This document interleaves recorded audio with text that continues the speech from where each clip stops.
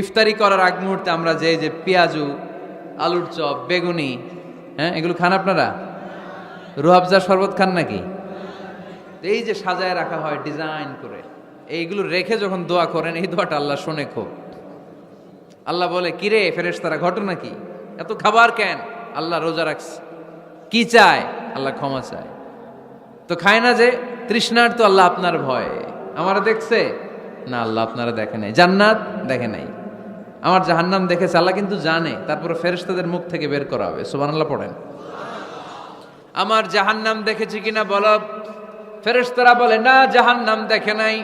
আমার জান্নাত দেখেছে কিনা বলো। জান্নাতও দেখে নাই, কিছুই দেখে নাই, আপনারেও দেখে নাই। আল্লাহ এবার খুশি হয়ে যাবে। আমার খুশির জন্য আমার ভয়ে তৃষ্ণার্ত ক্ষুধার্ত সামনে খাবার হাত বাড়ালেই খেতে পারে, গ্লাসটা তুললেই পান করতে পারে।